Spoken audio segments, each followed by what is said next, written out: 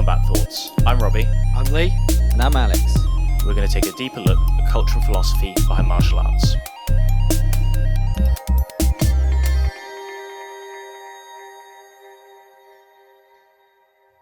All right, so today's topic is about the differences about your attitude inside the ring and outside of the ring. And it's about the fact that when you're fighting and in there with your opponent, you want to win by any means. And, sport of MMA, and as we've discussed before, fighting in general is about damaging your opponent.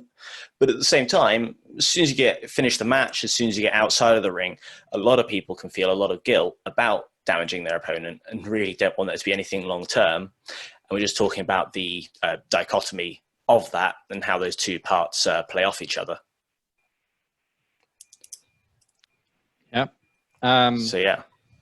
I've definitely seen it in the UFC. Like we kind of have already touched upon it just before starting. Like you see people who really know, like they know when they've knocked someone out. They want to stop any unnecessary damage going forward. There are, of course, people like Jorge Masvidal who super necessarily hits someone. I was going to touch on that. So you can touch on that just in a second. So you've got him who will clearly the guy's out and he will still give two pretty significant punches to the head. But I know like Joe Lauzon, he tends to stop when he feels that the fighter has had enough. And that definitely seems to me like the kind of person who would prefer to not hurt the person more than he really has to win. So it's you definitely. So I have a bit of a strange view on this one. Ooh. In that they might be strange, might not be. But the thing of like Jorge Masvidal and like super necessary, and it wasn't necessary. Everybody knew he was out.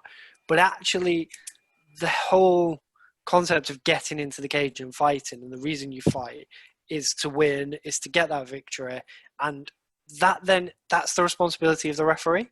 The referee's there to stop the fight. All right, but the thing I think about Jorge Masvidal, and the reason it kind of made me pretty uncomfortable, you're right. It is the referee's job to stop the fight. And the fact that Jorge punched him isn't what bothers me because, you're always told you just keep going till the ref says stop. You off, yeah. And that's an accepted thing amongst everyone. But the reason Jorge bothers me, whereas who is it who flying elbowed Michael Bisping when he was knocked out? Henderson. Right. And the reason that doesn't bother me so much is because Jorge took a lot of amusement about it afterwards. That's what makes me more uncomfortable.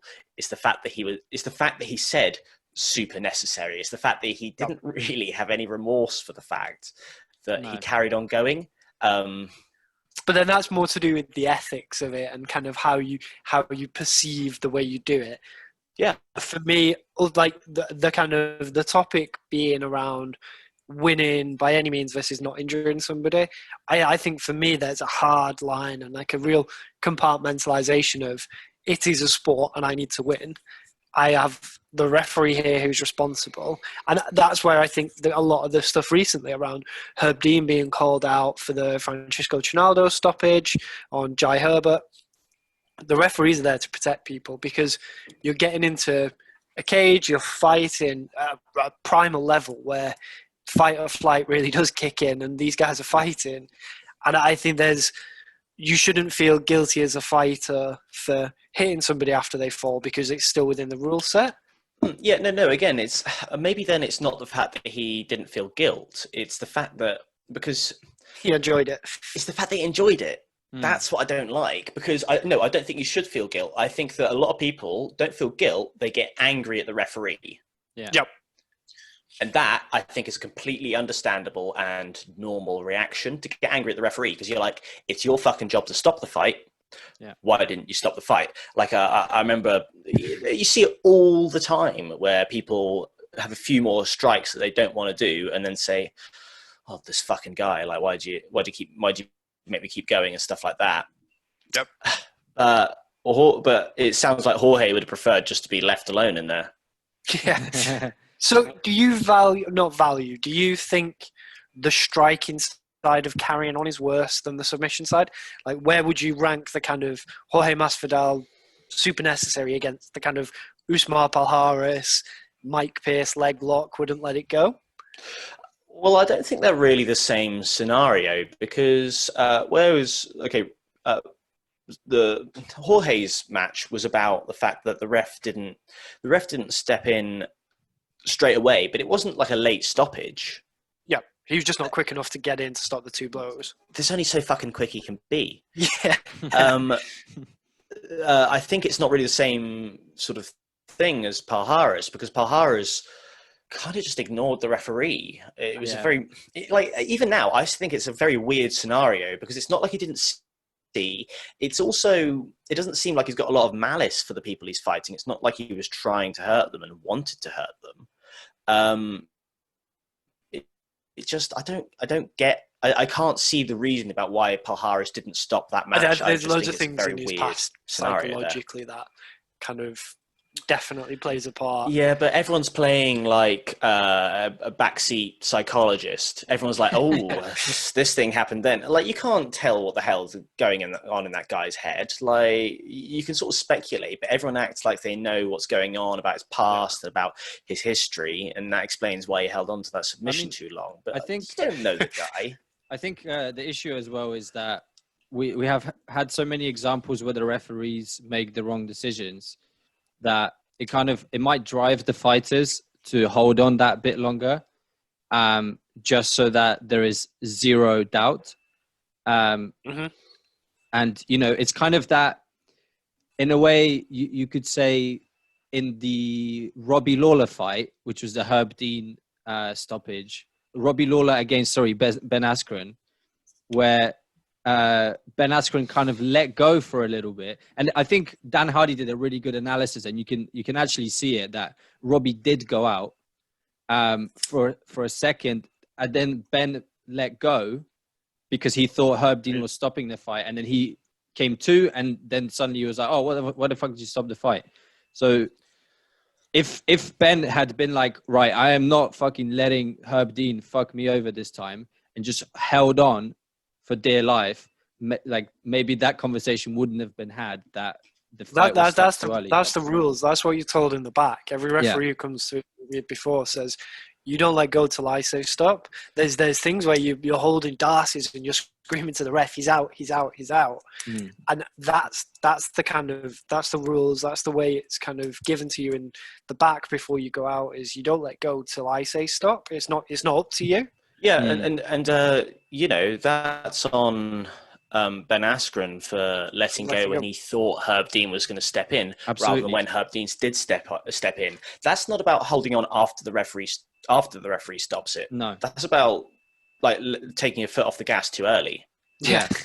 So the one I always remember for this is Bigfoot Silva back in the day when he was on TRT against Alistair Overeem, and they had real beef and like didn't like each other. Fight kind of catched him with an uppercut, I think it was. Overeem's rocked, carries on with punches. I think it was Herb Dean or Dan Mergliotta pulls him off, and then Bigfoot Silva turns around and sprints back to him and starts trying to go for again. And I think the referee had to pull him off 3 times. That for me is like unforgiving, in the sense of you're genuinely just trying to hurt a guy. That's kind of getting into the realms of assault. Yeah. And it's kind of that really plays into the stereotype that MMA fighters have about being guys who want to hurt other people. And I really, it's just not constructive for the sport. It doesn't have that. It's the way that when you enter the ring, you're now becoming an athlete. You're entering a completely different space. But that's meant to end when the referee steps in. Yeah. And it's a weird thing for people to wrap their heads around, the fact that you are there to hurt someone, like irrespective of the consequences while you're in there. And then when the referee steps in, you're meant to switch to a different social status. I think it's quite interesting that in other cultures, particularly the Eastern cultures, for example, in Thai boxing, you don't really see this kind of thing. people seem to have a very clear understanding of where the line is, where you draw that line. So you don't really see much animosity between fighters, for example, in Thai boxing.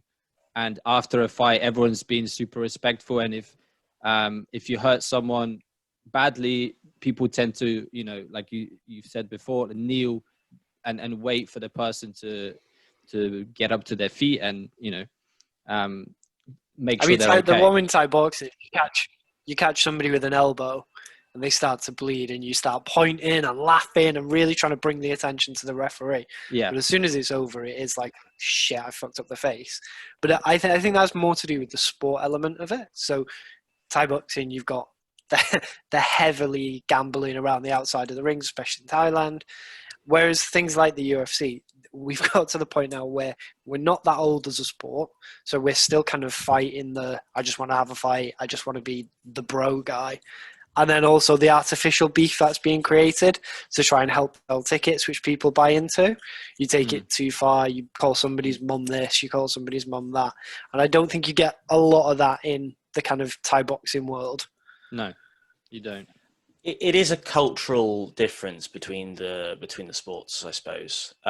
But I do find it very weird how, because one plays on this, one always puts in highlights of the respect aspects. Yeah. But I don't know. I saw one even today. The guy knocks him out. The guy falls over, face plants on the floor, and straight away doesn't celebrate. Turns around, does this, kneels down, bows to him. It's just really weird about it to me, because there's one thing to want the guy to be okay, but you've also just smashed his brain.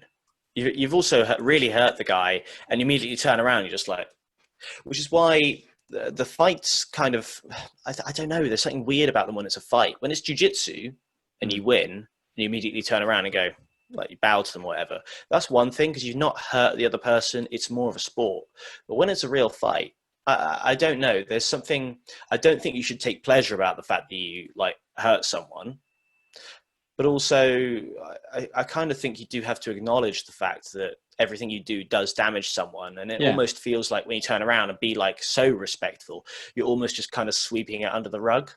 Yeah. I think that's not bad for me, in a sense of, you sit down, you kind of wait for the medical professionals to run in. If there's one thing that I really dislike, it's when you choke somebody out or they tap and straight away they're trying to hug them and, oh, thanks. And I really dislike that. Yeah, let the person have their space. They're going to be pissed. They just got beat. Give them a minute. Yeah. It's almost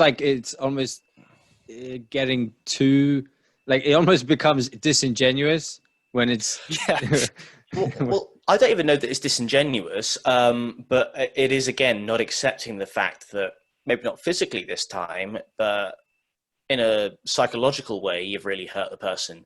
And you have to, I think, as a fighter and as an athlete, you have to accept the fact that you are going to hurt people emotionally and physically, and not just pretend that it's all cool and that it's not happened. I think the hugging thing is just kind of takes away from the fact that this person might be really fucking upset because they lost. Let the person have their time to process it, and don't pretend that it hasn't happened. You're on a kind of 2-fight losing streak in the UFC, and this is your third loss. You're not going to want to hug that guy. You know you're getting cut. You don't want to kind of have a hug and say, great submission. You kind of just want to be like, oh, get his hand raised, go home. And I think that's the kind of the thing of, we're trying to be too respectful, and like you say, that accept that we hurt each other, don't be disrespectful, but don't take the respect too far that it becomes a kind of like a show and you're playing up to it. Mm-hmm. Yeah, I want to go back to just what Robbie was saying with regards to, not feeling super guilty when you've hurt someone. It's we, at the end of the day, people go in there, they know what they're getting into. You've signed up. If you've gone in there, you get hurt and you come back and you say, oh, this guy really hurt me. Unless, of course, within the lines of doing something post referee stopping and all that kind of stuff, you really can't feel remorse. You can't feel bad about it afterwards. Like, I wonder, because Rory McDonald has mentioned it a couple of times that he started to feel bad for hurting other people. Mm-hmm. And that's interesting because is that because after the fight he's like, oh man, I really shouldn't have punched them so much. And it's like, well, the other guy knew that he was going to have this happen to him. So can you really go down that path? I don't think you can. I think that Jon Jones versus Evan St. Preux was a good example of how you should handle it very well. And it's almost like a bit of a double think thing. In that fight, he broke Evan St. Preux's arm with a kick. And I remember, I think he was talking to Joe Rogan, I'm not sure. And he said, I didn't want to hurt the guy. I hope he recovers fine. Like, I feel bad that I broke his arm, but also it's fucking sick that I broke his arm. And I think that was a good way to approach it, because even outside of the ring, he's then taking he's taking the two aspect approach. One, as an athlete, he's like, I'm fucking sick. And and on the other side, as a person, he's like, I hope this guy's okay. Yeah. And I think that's a good approach for it. He's not wallowing in the fact that he's not showering himself in the fact that he hurt someone. And he's not showering himself in the fact in OSP's pain, but he is showering himself in the fact that he is strong. He's celebrating the athletic achievement of winning, not the fact he won by breaking his hand or hurting him in a way that's kind of irreparable. He's celebrating the athletic achievement and saying, however, as a human, I hurt this person. I wish him a speedy recovery. I wish that wasn't the case. However, in the confines of this fight, in this sport, I needed to win, and that was how I won. And I agree. I think that is probably the best and healthiest way to look at it.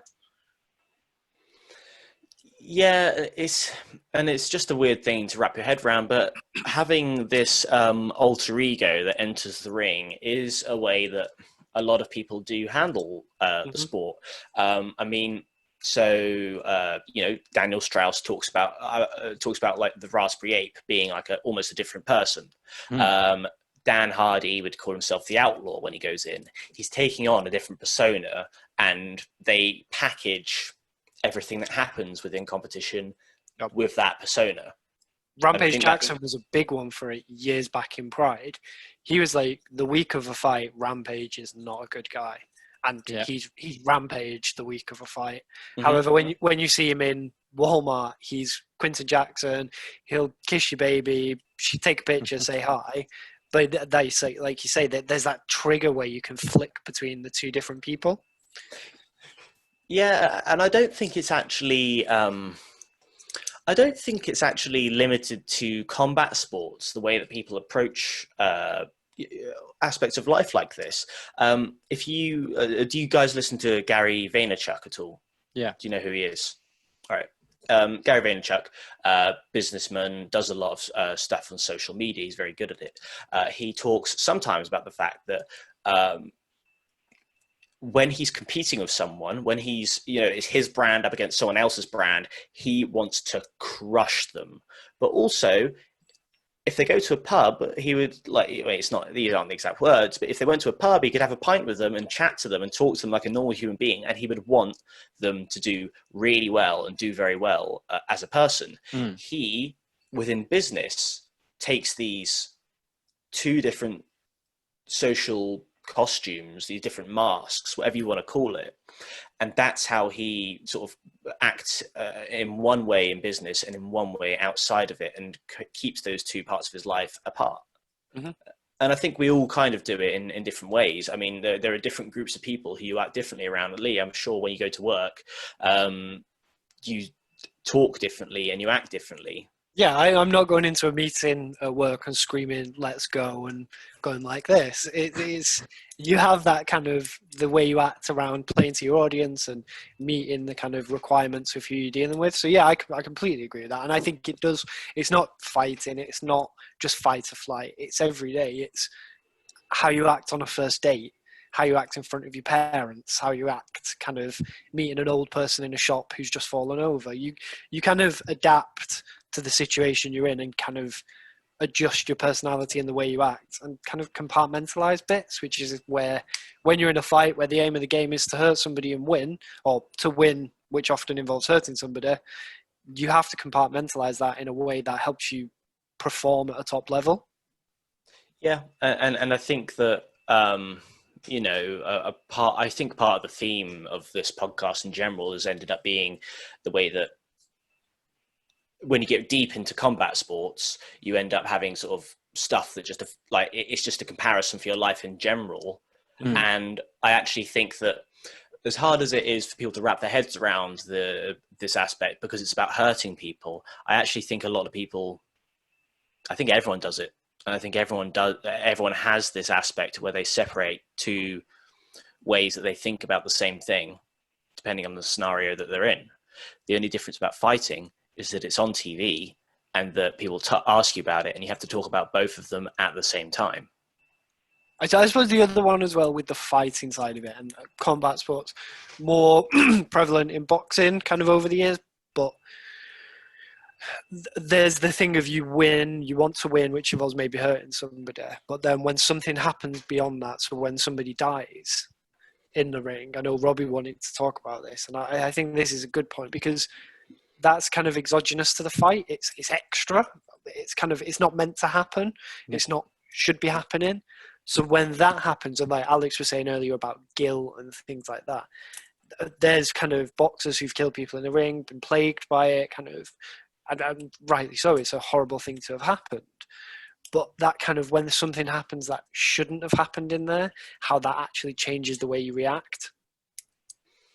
Yeah, when it's all within the bounds of the sport, when it's what's meant to be happening, you're like, it's a sad situation, but this is the situation. It's when a referee fucks up and doesn't let the fight stop, or when something crazy happens. I think that's when it really gets to people. Yeah, because I imagine the Jon Jones situation, like you said, he broke his arm. And he was like, I'm glad I won. I broke his arm. As a guy, I want him to get better. But then if he'd killed him and he'd obeyed the rules and he died afterwards, that approach isn't kind of as acceptable because there's that extra bit that's not meant to happen. Yeah. Well, I mean, I know we talk about these two different aspects and separating out your life, but and I think that's what you're meant to do. But that doesn't necessarily mean it's easy, and it doesn't necessarily mean that it doesn't mean that it's easy, and it doesn't mean you can do it every time. It doesn't necessarily mean it's kind of the socially responsible thing to do or the socially accepted thing to do, because, you know, maybe you should not separate out those two bits of your life if there are going to be real consequences to people outside of that. Yeah, I think a lot of fighters do realize that you go in there, you could die. Especially, I think you hear it a lot from the guys from City Kickboxing, and I think that's because they have lost people. There's a good documentary actually on the UFC Fight Pass. It's not a plug. If they want to sponsor. Yeah, if they want to sponsor, give us a shout. But they had a section, like a bit on Eugene Behrman, and there was a guy they lost, and from then on they know that they go in there they could die, which is really interesting. I'm not sure that every fighter has that approach. Probably not. I dislike that as when fighters are kind of doing interviews, and I get it, they're selling a fight, but I've heard fighters tell the referee, let me die in there. Do not stop this fight, let me die in there. And that irks me a bit when people take that approach. I get it, you have to have the bravado and you have to big it up, but I don't like that approach of when you're saying to the referee or you're saying to the press, I'm ready to die in there. Yeah, well, I think that sometimes it can just be playing up for the performance, and it's just something flippant that you're saying. And sometimes I think people really do get into that mind space. Maybe that's taking separating the sport and the personal aspects a little bit too far. Maybe there is a point where you should have those two bits linked up, and you should be thinking about both. Because if you do take it to the logical conclusion, if you do take it to the extreme, I guess that's where it takes you, to the point where you're ready to die for a fucking sport where you will probably not make much money, and you probably will come out of it with a lot of brain damage, and not have much to show for it. We hope you enjoyed that episode. If you did, please consider subscribing to the podcast and checking us out on YouTube, Facebook and Instagram under the name Combat Thoughts. We'll see you next time.